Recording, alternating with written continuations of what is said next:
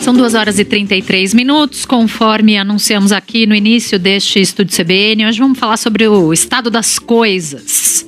A gente traz os fatos e ouve as reflexões dos nossos convidados. Duas mentes brilhantes hoje reunimos aqui. Temos essa honra de receber a historiadora e antropóloga Lília Schwartz. Um prazer, Lília. Bem-vinda mais uma vez. Prazer é todo meu. Muito obrigada pelo convite. Estamos também com o advogado, professor da Escola de Direito da FGV São Paulo, José Garcês Girardi. Oi, professor, bem-vindo mais uma vez. Oi, Tatiana, tudo bem com você? Muito bom estar aqui com você, com o Fernando, professora Lília, e conversar com vocês e com os ouvintes. Bom, a gente vai partir da prisão do deputado federal Daniel Silveira, um bolsonarista de primeira ordem, deputado do partido que ajudou a eleger Jair Bolsonaro, PSL. Ele é do Rio de Janeiro. Essa prisão foi determinada pelo Supremo Tribunal Federal, foi mantida pela Câmara dos Deputados na sexta-feira por um placar bastante elástico, né? 364 votos a 130. Lembrando aqui, ele fez algumas postagens, né, mas postou vídeos com ataques, de uma maneira geral, à democracia, de maneira mais específica a ministros do Supremo Tribunal Federal, que fez apologia ao AI-5, ao ato institucional número 5, considerado o ato mais duro da ditadura brasileira. Eu quero começar perguntando como é que vocês avaliam o papel do legislativo e também do judiciário nesse caso. Quero começar com você, Girardi. Bom, Tatiana, infelizmente nós estamos no Brasil em uma situação em que parece que várias soluções são ruins, né? Temos uma situação muito difícil. Acho que a primeira coisa a dizer é que o vídeo do deputado é absolutamente inaceitável e estou convicto de que ele não está coberto, não, pela imunidade parlamentar, porque, evidentemente, a imunidade parlamentar, como qualquer instituição na democracia, é para aperfeiçoar a democracia, não atacá-la. Ela não é uma prerrogativa do indivíduo, ela é uma prerrogativa do representante do povo brasileiro que está ali. E, portanto, ela tem um horizonte, vamos dizer, uma gramática de expressão. A imunidade parlamentar é o que diz, é parlamentar, para o parlamento, para fortalecer o parlamento e fortalecer a democracia. Ela é um interesse de todo mundo. A gente dá imunidade ao parlamentar porque a gente entende que, para o país, é melhor que os parlamentares possam falar com liberdade. Ela não é uma diferença para o indivíduo falar o que ele quer. Então, esse primeiro ponto é muito importante porque me parece que está claro que ele extrapolou do limite da imunidade parlamentar. Agora, o que causa a preocupação é o remédio que foi adotado para isso e por alguns aspectos, né? Gostaria de destacar dois deles aqui, também gostaria de ouvir a professora Lília, que eu admiro muito.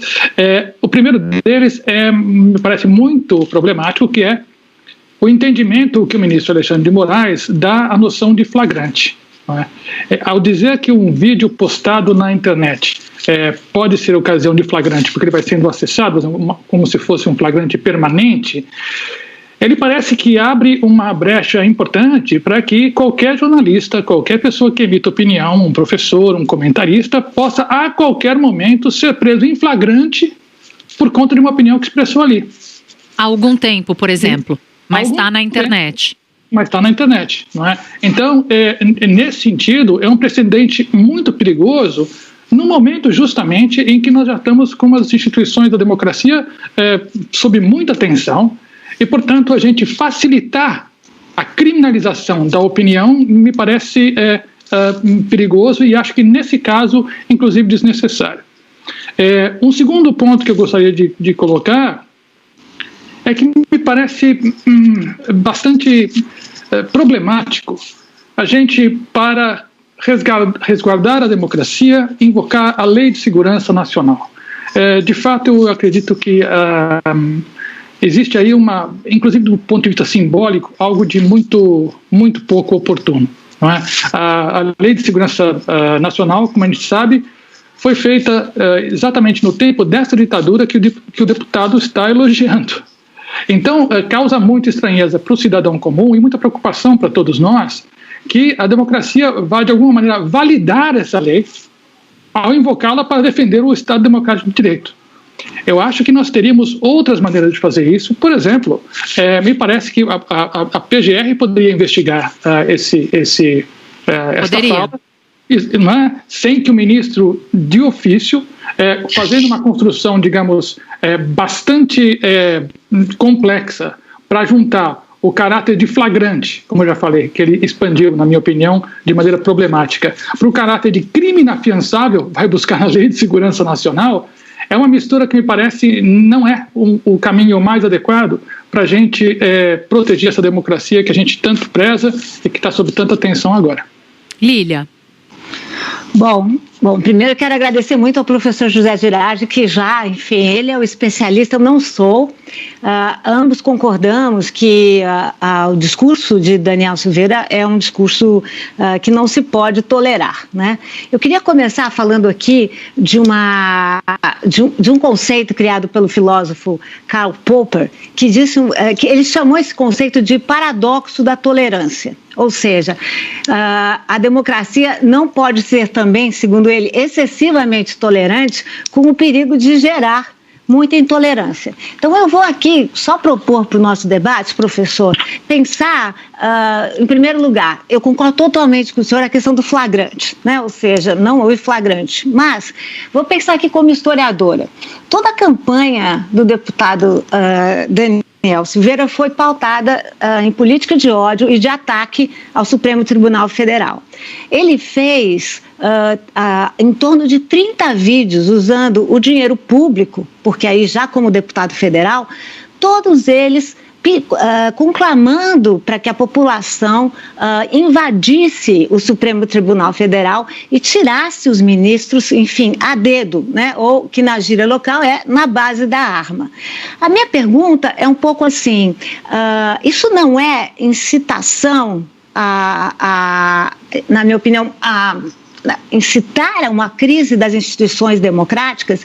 Isso não significa a tolerância, o enfraquecimento das nossas instituições que, como você bem disse, professor, andam tão testadas nesse momento. Então, eu estou aqui como cidadã, né? Eu penso que um instrumento, a ferramenta, ela é complexa, ela é sujeita a todo tipo de questionamento, mas era possível verificar como Daniel Silveira, ele estava de alguma forma buscando roer a corda. Há quem diga que ele estava buscando ser preso para que ele voltasse como uma vítima, né? Uma vítima desse sistema, e aí sim a AI-5 ou a um golpe, ou o que fosse. Eu digo isso, professor, porque não é a primeira vez que o bolsonarismo, em momentos de perigo, recorre ao AI-5, ao golpe de 64, como forma de coerção mesmo. O golpe virou coerção. Toda vez que eu sinto algum perigo, eu vou lá e digo, olha, presta atenção. Houve até nosso ministro da Economia, que se referiu ao AI-5 e falou que foi um ato falho. Eu não sei vocês, mas eu não cometeria esse tipo de ato falho. Eu queria dizer aqui para o professor José Girardi, olha, como é bom falar com você, ao invés disso eu diria, olha, professor José Girardi, vou atacar de AI-5 por sobre o senhor. Eu não teve esse ato falho. E se não tivesse histórico, né, Lília? Porque, enfim... Exato. Então, ao que tudo indica, o golpe do deputado Daniel Silveira falhou. Mas ainda, há quem alente uma outra hipótese de que Daniel Silveira estava se encontrando um pouco afastado do bolsonarismo de raiz e que com esse vídeo ele pretendia se aproximar novamente. De um lado ou de outro, eu penso que há aí uma lição importante, ou seja, calúnia da cana. Esse é também, e aí vou logo passar a palavra novamente para vocês, um deputado que pratica a desinformação, pratica abertamente o fake news. Ele acusou os ministros do Supremo Tribunal Federal de pedofilia, sem qualquer base para comprovar essa afirmação. Também os acusou de necropolítica, dizendo que eles se juntavam a uma série de milícias para combater a legitimidade do governo Jair Bolsonaro, governo, ninguém vai negar, legitimamente eleito. Então, a minha pergunta, já que você é o especialista, né, como é que a gente faz com esse paradoxo da tolerância? Até onde a gente vai? Ou, de vez em quando, é importante fazer um gesto como esse para dizer, olha, calúnia e desinformação é motivo de cana. Calúnia e desinformação não é sinônimo de liberdade de expressão, não é. De pleno acordo, professora, e estou aqui também, eu me sinto muito mais como a senhora, como um cidadão que nesse momento está perplexo e muito triste com o que a gente está vivendo, né, nesse momento. E acho que o problema do paradoxo da tolerância é a colocação perfeita que a senhora faz. Agora, aqui eu acho que nós temos fazer uma distinção, não é? Não existem muitas possibilidades entre não fazer nada e o STF interferir diretamente. Acho que isso que é o mais grave, ou seja, nós temos, eu estou de pleno acordo em relação à incitação à violência, ao crime, quer dizer, é um pressuposto do nosso debate o absurdo da fala. Então isso não. Sim, agora, claro. Como vão tratá-lo? O que me preocupa aqui, não é que nós temos mecanismos jurídicos e políticos para dar conta disso, ou seja, acho que a gente tem que ter uma confiança no funcionamento regular das instituições da democracia, com todas as imperfeições que ela tem. O legislativo é imperfeito, o nosso judiciário é imperfeito, mas o que parece que fragiliza muito aqui, na minha opinião, é que o STF, que já está com um protagonismo, na minha opinião, bastante problemático e que não tem, esse protagonismo muitas vezes, não tem ajudado o ambiente institucional brasileiro, não é o único recurso para dar conta disso. Mas, por exemplo, vou te interromper, Girardi, com licença. Claro, por favor. Mais cedo, você disse, a Procuradoria-Geral da República, por exemplo, é atribuição da PGR e havia instrumentos para lidar com esse caso sem que o Supremo Tribunal Federal tivesse que tomar essa decisão. Certo. E aí, eu até escrevi aqui, minha última pergunta para vocês, que eu vou antecipar, então, vai ser a segunda. As instituições como guardiãs da democracia, como engrenagens do sistema de freios e contrapesos, estão funcionando? Porque a PGR está sendo alvo de muitas críticas por negligência, por exemplo. Porque tem atribuições e poderia tomar atitudes, inclusive em relação ao presidente da República, que não toma. Eu estou de pleno acordo, Tatiana. Eu acho que elas estão funcionando muito mal. Agora, aí me parece que o grande risco porque algumas instituições agem de menos, há uma tentação para outras instituições agirem demais, não é? Acho que a gente está... dos problemas que nós temos hoje no desenho brasileiro é que a gente, claro, quer preservar o valor da democracia e, em nome disso, fica muito tentado a conseguir soluções rápidas, né? Nesse processo, me parece que a gente vai... perdendo o hábito de processar as coisas regularmente. É por isso que eu digo, acho que a professora Lília traz uma coisa muito importante, não podemos tolerar isso aqui. Mas a única resposta institucional não é o Supremo dizer que é flagrante e que é não é. Então, é um custo maior? É um custo maior.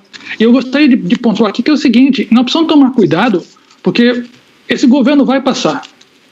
Esse governo vai passar. E os componentes do Supremo Tribunal Federal vão modificar.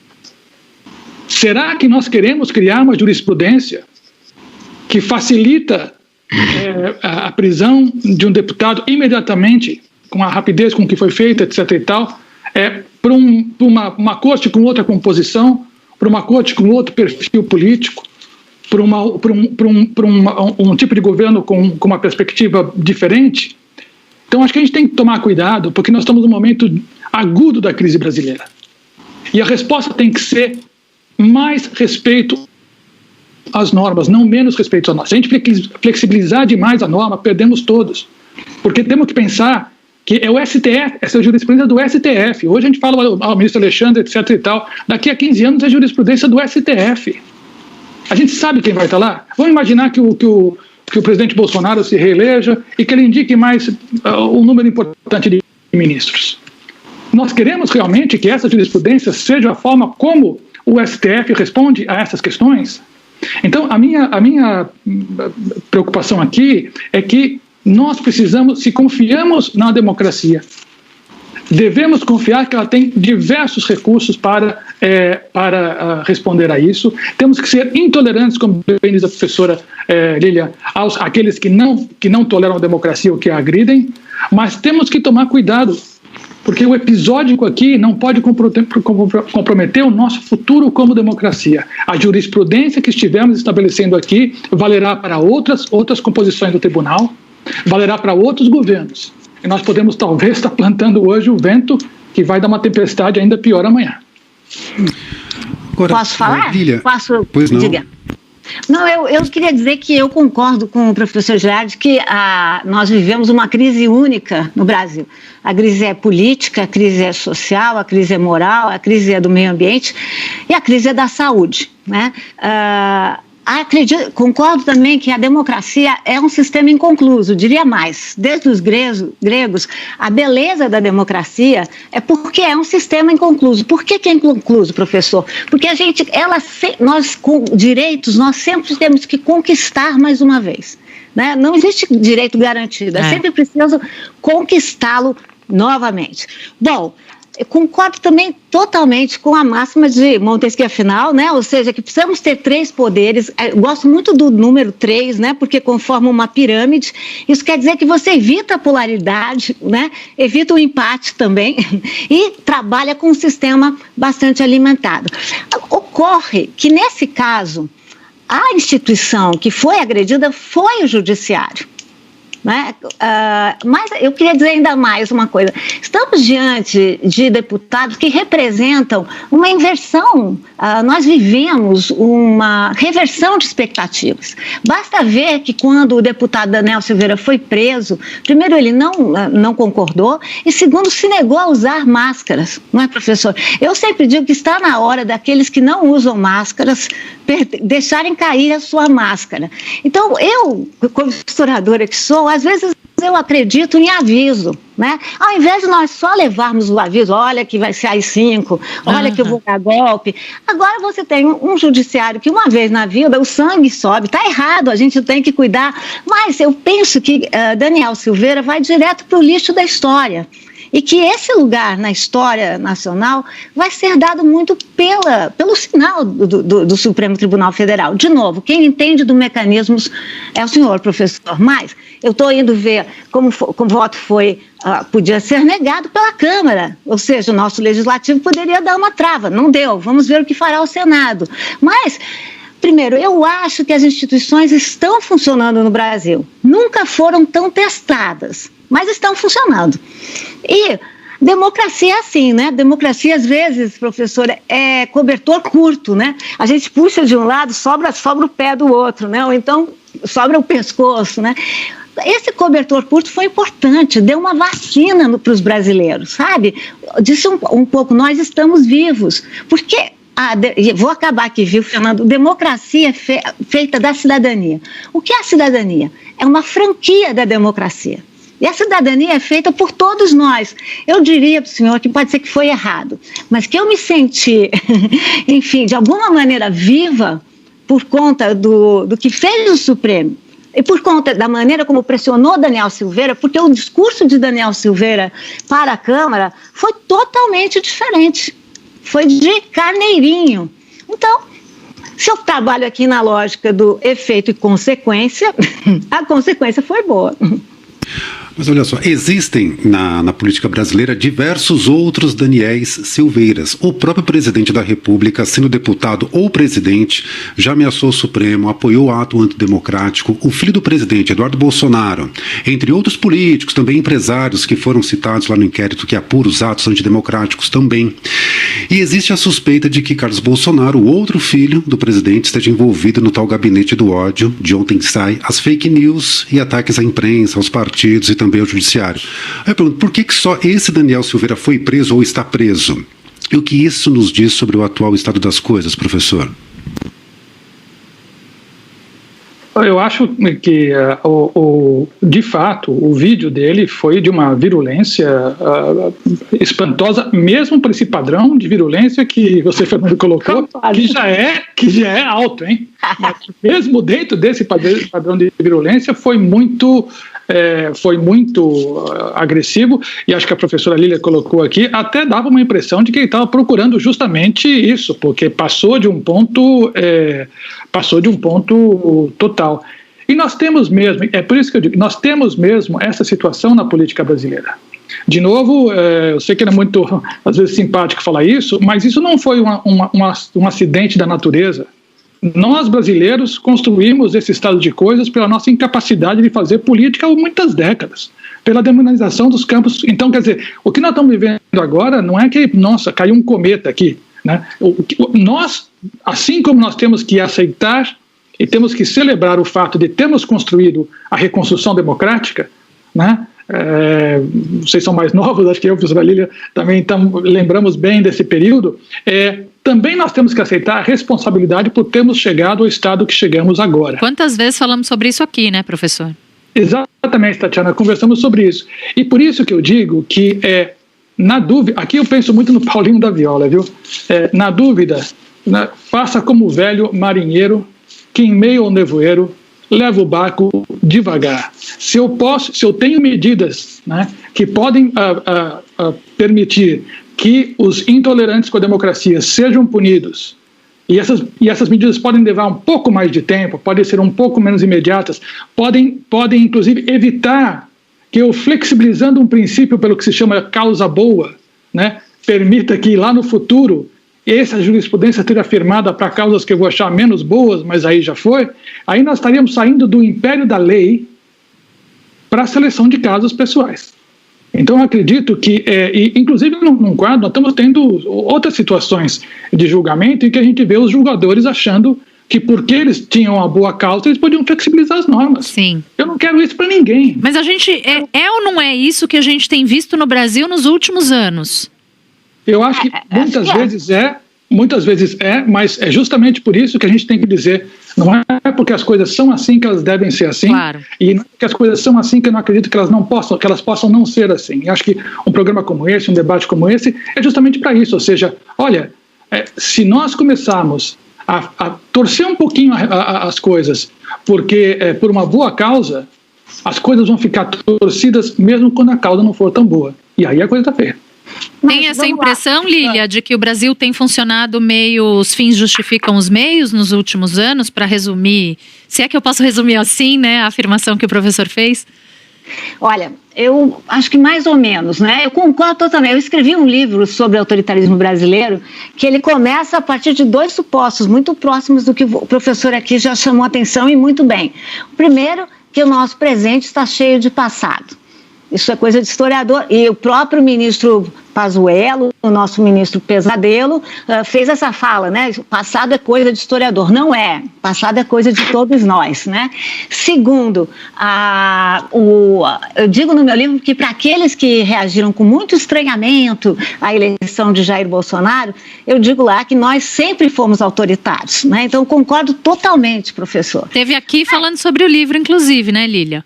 Eu tive com vocês dois, foi ótimo. Levei muita bronca, porque eu estou parecendo o lado jacobino da Revolução Francesa de novo nessa conversa.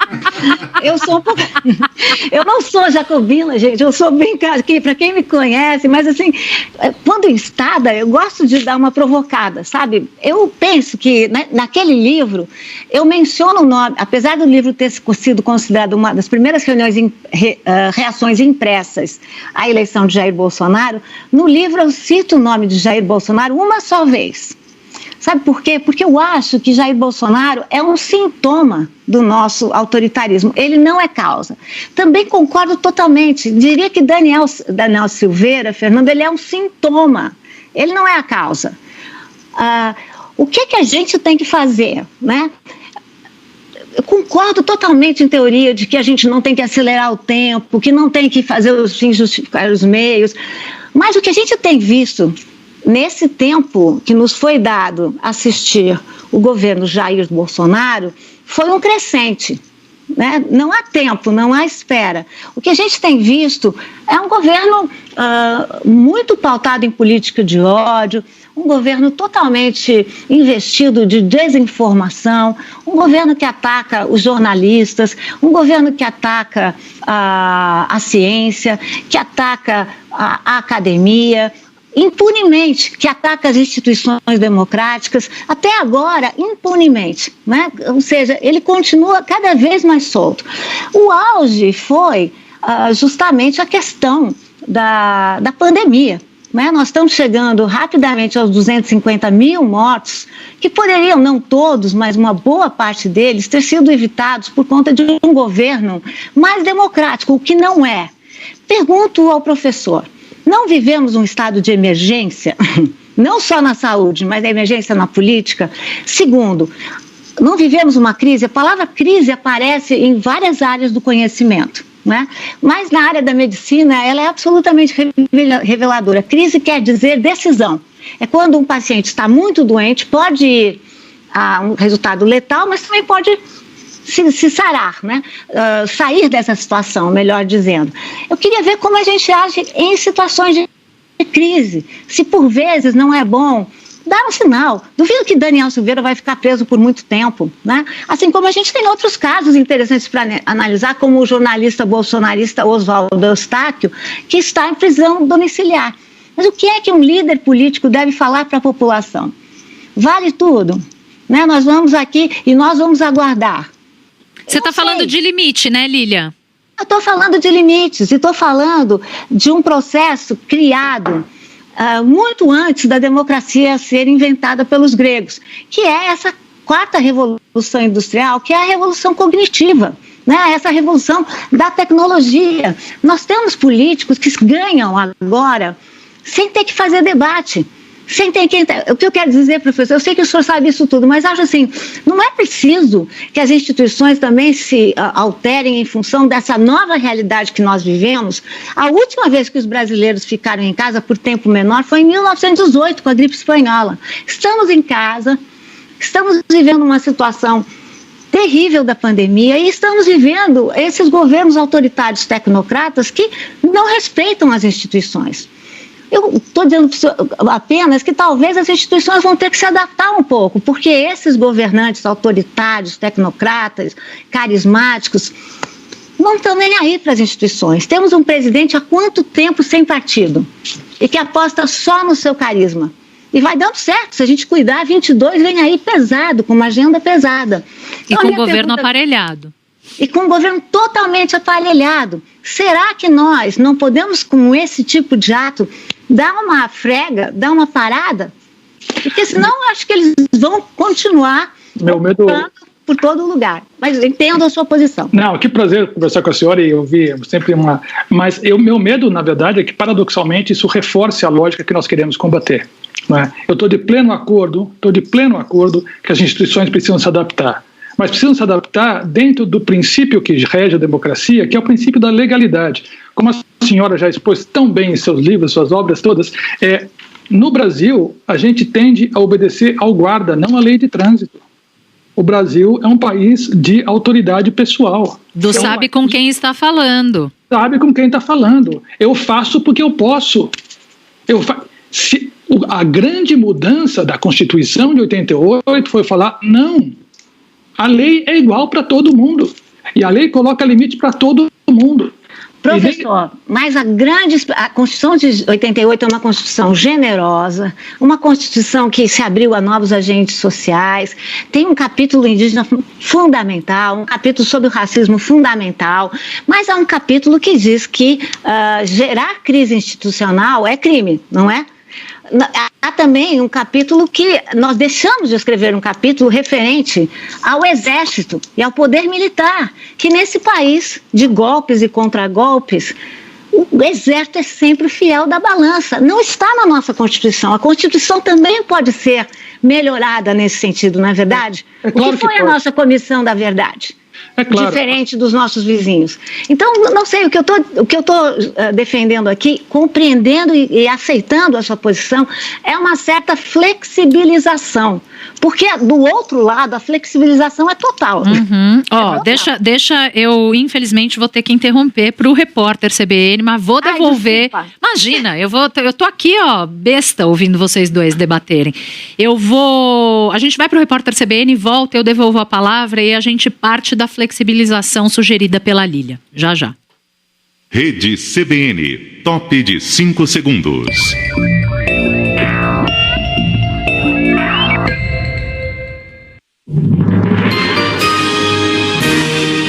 Repórter CBN.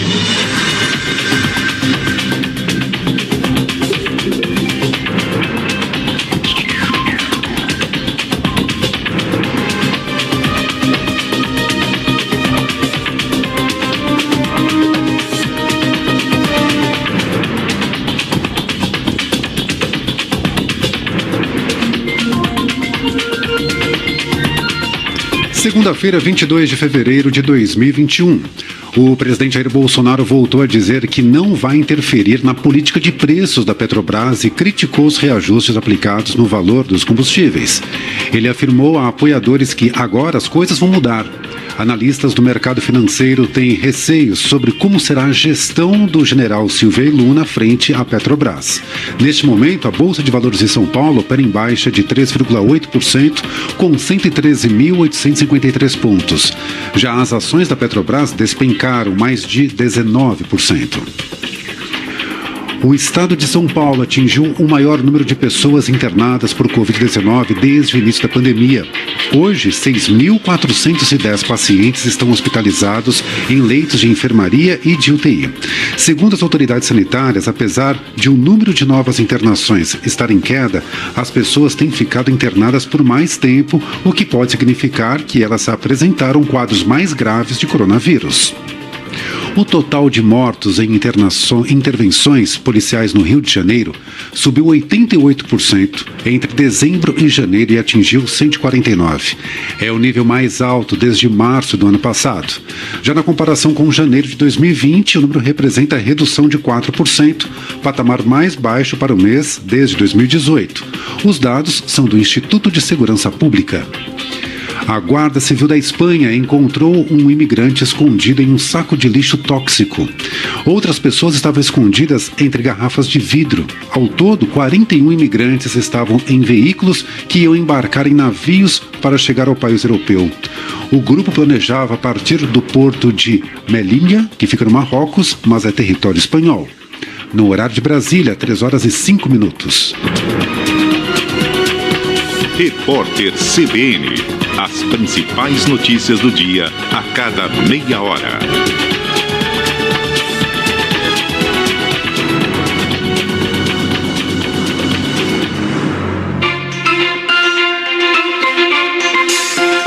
Estúdio CBN. Apresentação: Tatiana Vasconcelos e Fernando Andrade. E hoje nós recebemos a historiadora e antropóloga Lília Schwartz e o advogado professor da Escola de Direito da Fundação Getúlio Vargas, José Garcês Guirardi. Lília estava defendendo alguma flexibilização com o intuito de colocar limites para preservar a democracia. Resume bem, Lília? Pode ser assim? Pode ser assim. Tá. Mas eu cortei o professor José Vieira. É vez dele mas falar. eu quero devolver para ele, pegando a sua afirmação, já que a gente estava falando, mas não foi assim que a gente chegou até aqui, flexibilizando os meios em nome dos fins? Como fazer isso que propõe a professora Lília, professor? Eu acho que, primeiro, de novo, quer dizer, nós estamos partindo de um ponto inicial muito ruim, né? Que é esse ataque sistemático que nós temos sofrido. Ou seja, nós estamos tendo que fazer uma discussão difícil, porque ela pode parecer, por um lado, ingênua, por outro lado, extremista. Quer dizer, ingênua ao querer defender as instituições quando as pessoas não querem jogar pelas regras do jogo. Extremistas porque, assim, não, nesse caso. Então, acho que nós temos uma situação muito difícil e por isso que a gente precisa conversar mesmo. Para fazer uma brincadeira um pouco aqui, acho que todo mundo assistiu aqueles filmes do Elliot Ness contra o Al Capone, não é isso? E o Elliot Ness tinha um dilema muito importante. Ele vai prender o Al Capone, não porque o beber uísque em si seja algo ruim, certo? Ele vai prender o Al Capone porque o Al Capone desrespeita a lei. Para prender alguém que desrespeita a lei, ele pode ele mesmo desrespeitar a lei? Então, qual é o sentido de prender Al Capone por desrespeitar a lei? Então, nós temos aqui um dilema importante, não é? Porque quando a gente fala flexibilizar, exatamente a que nós estamos nos referindo? Veja, existem vários tipos de flexibilização. Eu concordo integralmente com a professora que as instituições precisam se ajustar, e vou dizer uma coisa, e a sociedade civil como um todo precisa se mobilizar também. Acho, inclusive, vou dizer uma coisa, que esse governo tem enfrentado boa resistência de amplos setores da sociedade civil. Então, não acho que precisa só uma instituição se opor a ele, que se não acontecer isso vai vir o apocalipse. Acho que nós estamos com várias... A imprensa tem tido um papel importantíssimo nisso. Não é? Mas o que eu quero dizer aqui, o que nós vamos flexibilizar? Flexibilização de práticas políticas, no sentido de acomodar ao novo espaço da internet, e tudo isso eu acho que é importante. Um adornamento, né, uma atualização das instituições, eu acho mais do que importante, e acho que, de fato, aqui não vamos entrar nisso agora porque não é o nosso ponto, mas, na minha opinião, as instituições da democracia que nós temos hoje são fundadas na modernidade industrial. E elas são muito pouco capazes de dar conta do capitalismo global financeiro que nós estamos vivendo. Então, nós estamos efetivamente com uma dificuldade de dar conta disso. A professora falou de crise, eu gostei muito, acho que é o Habermas que fala isso, que crise é quando a gente não sabe se um organismo, não é, para parafrasear o que a professora disse, crise a gente não sabe se um organismo vai conseguir restaurar a saúde por seus próprios meios ou se ele precisa de uma intervenção externa. Não é? Então, ele está na dúvida. Será que a nossa democracia consegue se restaurar por seus próprios meios ou não? Eu acredito que sim. E eu acredito que o caminho, por paradoxal que pareça, é reafirmar o mais possível o respeito às normas num país em que essa é a novidade. Em que a autocontenção é a novidade. Em que a autoridade não pensa que a autoridade é dela pessoal, mas é da instituição. Esse é o tesouro pelo qual nós estamos brigando. E, portanto, os meios para fazê-los poderão... A gente está brigando com uma mão amarrada nas costas. É isso mesmo. Mas eu acho que se o preço de soltar essa mão for estabelecer um tipo de lógica que disse, para esse caso pode, eu acho que nós entramos num terreno muito perigoso. Mas gostaria de ouvi-la, professora, também.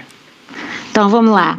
Eu estou aqui lendo o livro do ministro Luiz Roberto Barroso, e há um momento em que ele fala como a primeira emenda da Suprema Corte não pode, não merecem proteção da primeira emenda crimes contra a honra... A Corte americana, só está dizendo? Sim, crimes contra a honra, incitação ao crime, palavras que incitem o ódio e a violência, que eles chamam de fighting words, né? Ou então de hate speech, né? Ou seja, discursos de ódio. Eu penso que a nossa Constituição é muito boa, mas ela foi feita num contexto, professor. Eu sou historiadora, então é bom a gente conversar aqui, cada um da sua área, né? Eu acho que a Constituição de 88, eu não esqueço, né, do Ulisses Guimarães levantando a Constituição e dizendo, eu promulgo a Constituição com ódio da ditadura. Esse ambiente de ódio... Ódio e nojo. Ódio e nojo. Tem o ódio e nojo da ditadura. Esse ambiente foi muito importante, assim como foi muito importante estabelecer esses que são parâmetros fundamentais da democracia brasileira, que já estão aí desde 88. Estamos falando aí de 30 anos, se não de democracia absoluta, porque acho que nós dois concordamos que não existe uma democracia absoluta, mas de democracia plena. Não nego, aplaudo, mas foi com essa democracia, foram os brasileiros que elegeram Jair Bolsonaro. Fico perguntando se, assim como em outros países, né, por exemplo, se pensarmos na Constituição alemã, não é, que fez a sua Constituição pensando em como conter fenômenos sociais como o nazismo, se não é hora também de nós pensarmos em algumas adaptações. De novo, agora eu vou invocar meu lado antropóloga, a fronteira de lá. Eu penso que no Brasil nós falamos tanto em democracia. Acho que o Brasil precisa qualificar a sua democracia. Eu que sou uma estudiosa do racismo, porque eu sou branca, né? Então acho que o racismo foi uma criação dos brancos. Acho que não vivemos num país, professor, onde existe democracia, entre igualdade e liberdade para todos, né? Não à toa vocês citaram né, você sabe com quem está falando, que é um ritual de iniciação no Brasil. Você sabe com quem está falando, ou então quem é você no lugar na fila do pão. E né? O fato de existir o racismo também faz com que não vivamos uma democracia plena, né? É isso que eu quero dizer. Nós não vamos ter uma democracia enquanto formos tão racistas. Não vamos viver uma democracia enquanto nós honrarmos o famoso jeitinho brasileiro, que no fundo a definição qual é? O jeitinho brasileiro é a arte de ser mais igual do que os outros, né? Alguns são mais iguais do que os outros, boa parte não são iguais, não têm os mesmos direitos e também não têm a mesma liberdade. Eu concordo com a Coalizão Negra por Direitos quando diz não existirá democracia enquanto convivermos com racismo estrutural vigente em nosso país. Passados tantos anos desde 88, a gente tem que ter um respeito, assim, a Constituição não pode ser sequer questionada, evocada, estudada. Quando eu falo em flexibilizado, não é dar um tapa na Constituição, é de alguma maneira punir pessoas que têm comportamentos desviantes e repetitivos. No dia 19 de abril de 2020, o discurso do Daniel Silveira foi o seguinte: vocês não fazem ideia do poder que o povo tem. Se o povo sair às ruas de fato e resolver cercar o Supremo Tribunal Federal, resolver cercar o parlamento, invadir mesmo. Estou falando para invadir, não estou falando para botar faixinha, não. Estou falando para cercar e invadir mesmo. Estou falando para cercar lá e retirar na base da porrada. Ora, essas palavras do Daniel Silveira. Daniel Silveira, no dia 19 de abril... Né, pelas quais foi preso pelo Supremo Tribunal Federal. No dia do Exército. Né? Não, essas são palavras de um ano atrás, Tatiana, quase um ano. Tá, não foi exatamente o vídeo que culminou na prisão dele, mas é o histórico que ele traz até o vídeo que culminou, né? Então, é isso que eu estou querendo dizer, estamos falando de um histórico, de um contencioso de 30 vídeos pagos por você, professor, por mim. Como é que a gente faz, até quando a gente espera? Concordo totalmente que o judiciário tem se agigantado e toda vez que um dos poderes se agiganta, os outros diminuem. Mas vamos combinar que o nosso executivo também tem se agigantado de uma maneira terrível. Executivo esse que ficou quieto. Né? O nosso chefe de Estado não emitiu o único que falou foi um dos príncipes consortes, o Carlos Bolsonaro. Todos os demais ficaram calados. Então, enfim, é essa situação que nos é dada viver, né? Eu quero muito lhe ouvir, mas a nossa democracia precisa ser qualificada. É urgente que a gente tenha coragem de, dentro da lei, democraticamente, vigiar a nossa Constituição. Estamos de pleno acordo. Deixa eu só colocar um outro ponto, professor. Você vê relação na atitude do deputado Daniel Silveira com a do general Eduardo Vilas Boas, que publicou as mensagens lá na véspera de um julgamento do Supremo que definiria se Luiz Inácio Lula da Silva seria preso ou não pela Lava Jato. E que recentemente descobriu-se, segundo ele, que as mensagens foram elaboradas em conjunto com outros oficiais de alta patente do Exército. Eu acho que é justamente esse o ponto. Eu concordo perfeitamente com a professora que a nossa democracia precisa ser qualificada, que ela é uma democracia imperfeita e que ela é uma sociedade muito exclusiva, né, muito excludente, não é?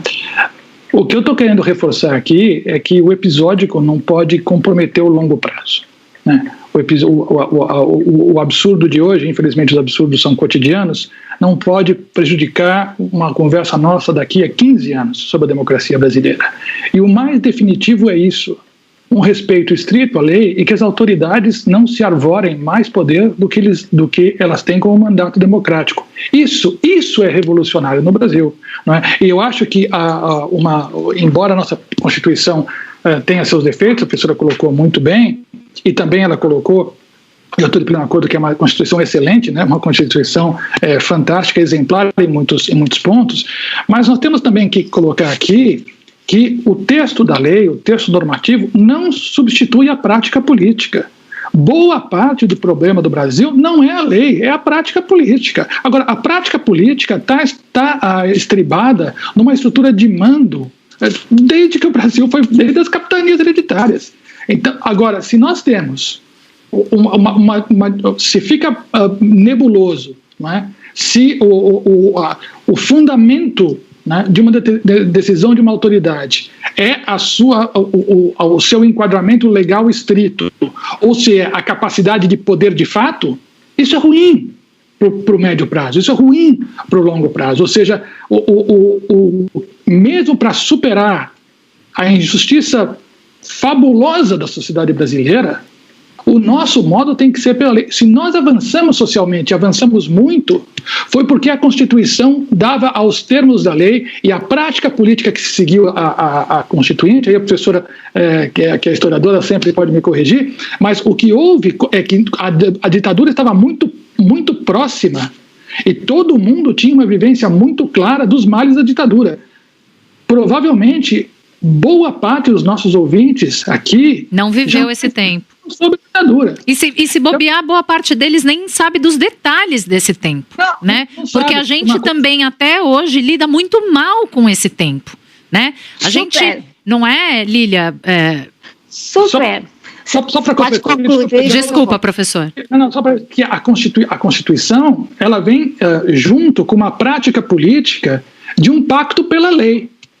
Então você tinha, a professora falou lá eu estava no Movimento pelas Diretas, lá no Anhangabaú, não sei se estou em camisa amarela e tal, estava Brizola, estava Fernando Henrique, estava Lula, estava Montoro, tinha gente de todo lado, porque naquele momento o importante era superar a ditadura, veja que coisa, né? Naquele momento o projeto era superar a ditadura, ou seja, houve uma prática política, um pacto político, e até por isso a nossa Constituição se torna tão ampla. O professor Oscar Vilhena, Dimitri de Mullis colocam isso no livro A Constituição Resiliente.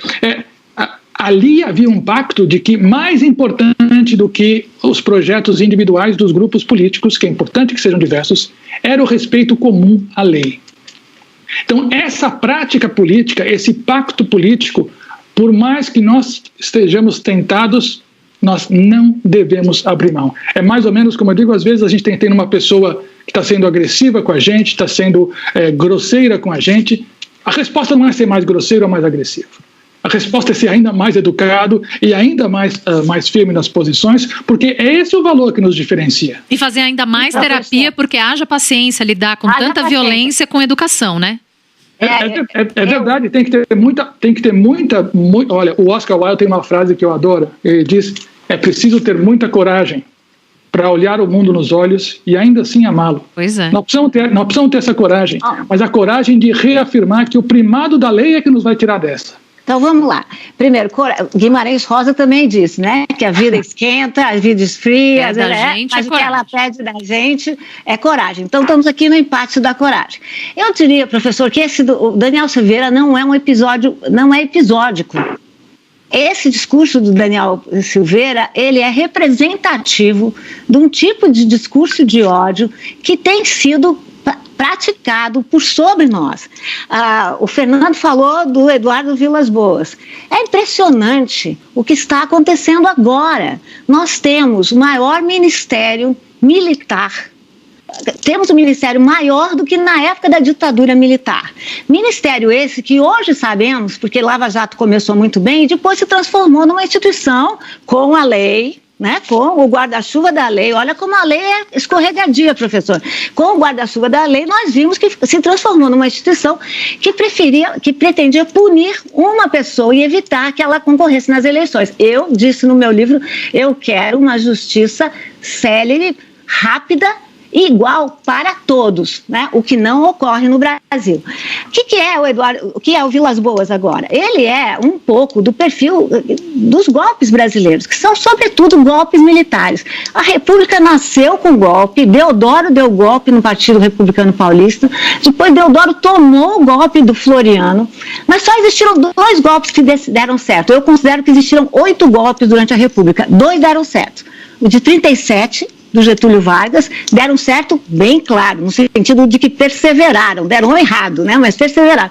E a ditadura militar. Fernando, essas pessoas, né, o Vilas Boas, ele representa a quartelada, ele representa o exército. Travou? Peraí, Lília, volta um pouquinho. Ele representa o exército... Quartelada. Quartelada. Isso. Isso. Eu estou querendo dizer que é um tipo de exército, não todo, isso é bem importante, não são todos, eu não quero ser caricaturado, então não quero caricaturar, mas que se sente, como desde a Guerra do Paraguai, como salvadores da nação e que acham que são os fiéis da balança da democracia. Eles, como pensam, nem que eu tenha que dar um golpe. Tanto que eles se recusam a tratar o golpe de 64 como golpe. Chamam de ou movimento, ou revolução de 64, ou de golpe democrático, o que é uma contradição nos seus termos, porque o golpe, que passou por várias concepções, mas contemporaneamente o que ele é? É uma conspiração.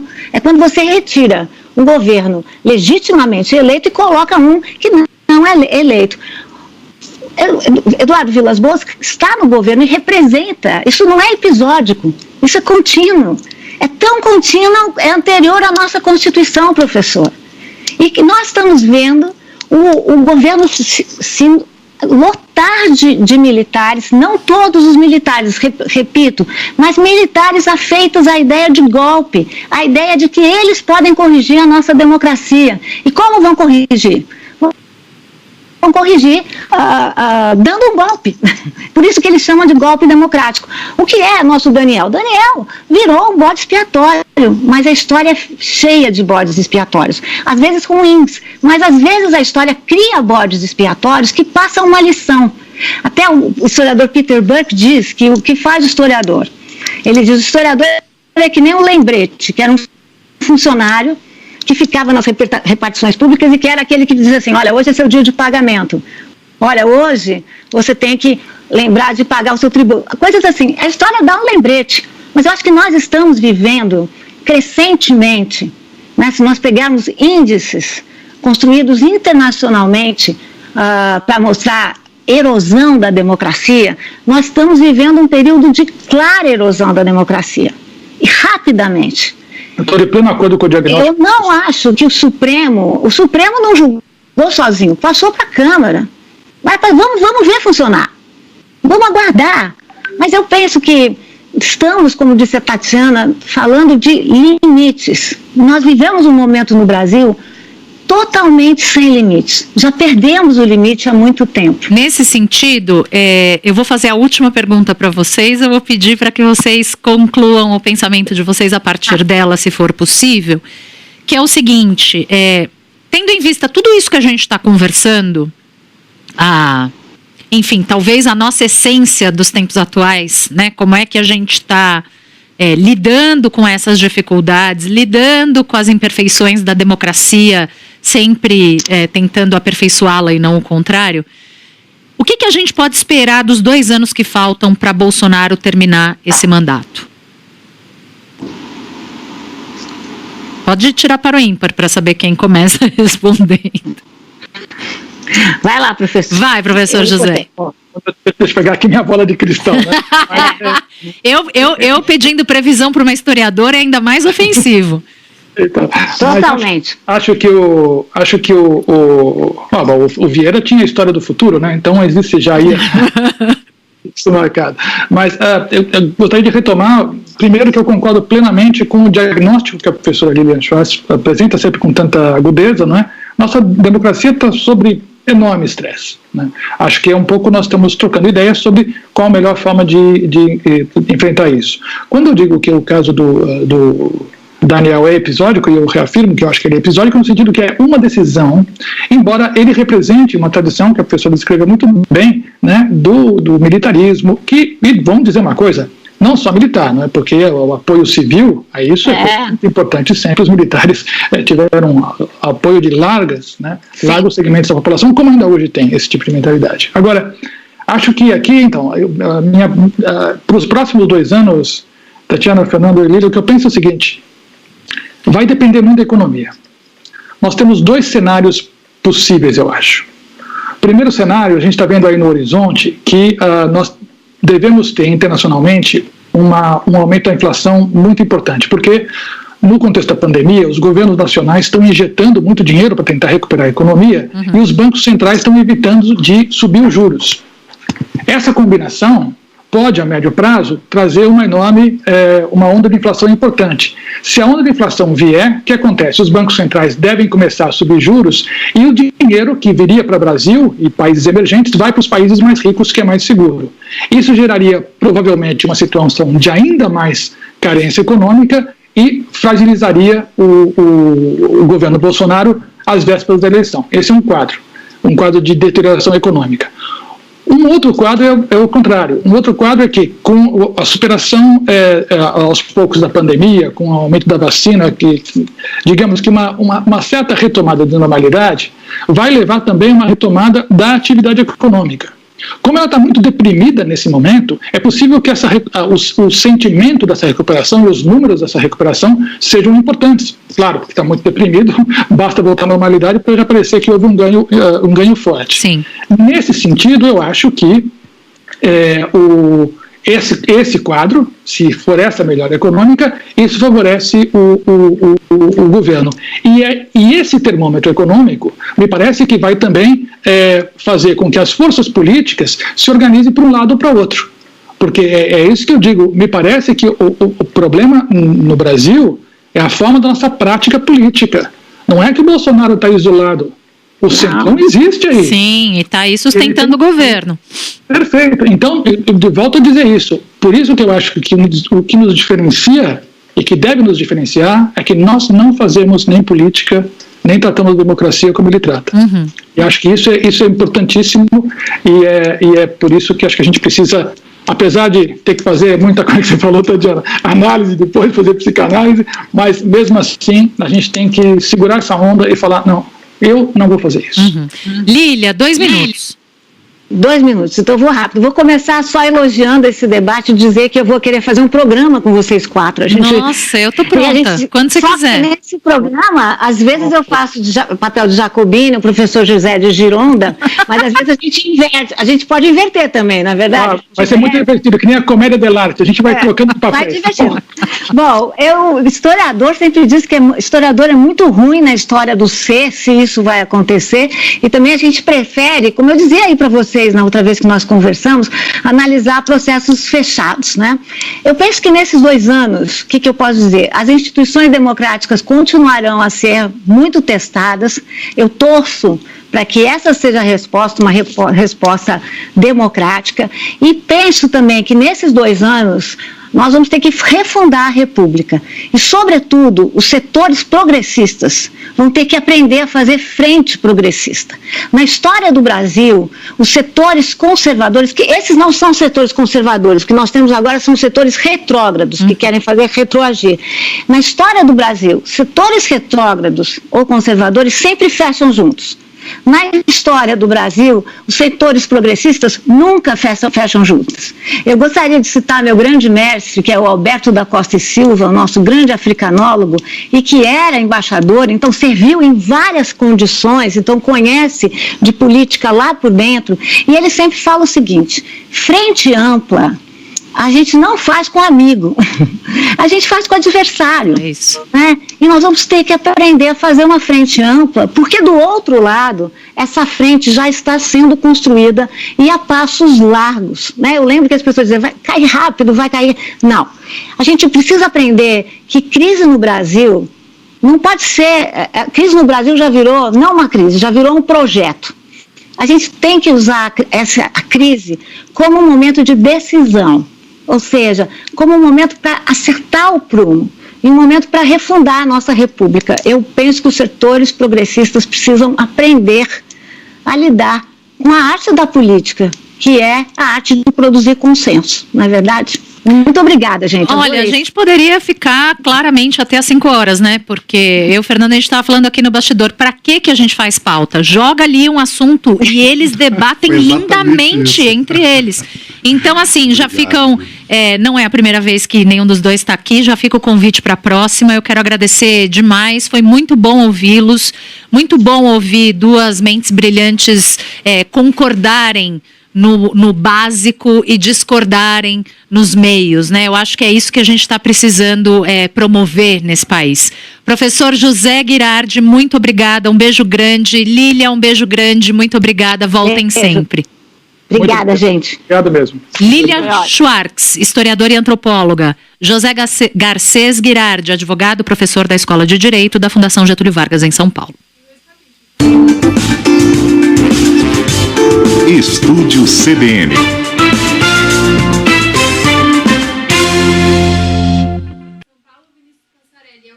Tem mais com a nossa reportagem agora em São Paulo. Vinícius Passarelli falando de São Paulo. Deixa eu só falar uma coisinha rápida antes da Maria Cristina, eu sei que ela já está aí. As pessoas estão tão mal acostumadas, o Brasil está tão no fundo do poço, que quando as pessoas ouvem a palavra debate, esperam talvez um petista e um bolsonarista se xingando no ar. Quiçá se batendo, né? Como infelizmente já vimos aí em outras paragens. Gente, aqui não tem, né? Se você veio ao Estúdio CBN procurando isso, você veio ao lugar errado. Aqui a gente valoriza a troca de ideias, né? Que foi o que promovemos aqui nessa última hora. Que bom que teve bastante gente que aproveitou, como eu e como o Fernando. Duas mentes pensantes, dois produtores de conhecimento do país debatendo a democracia brasileira. Como tem que ser, como a gente acredita que tem que ser.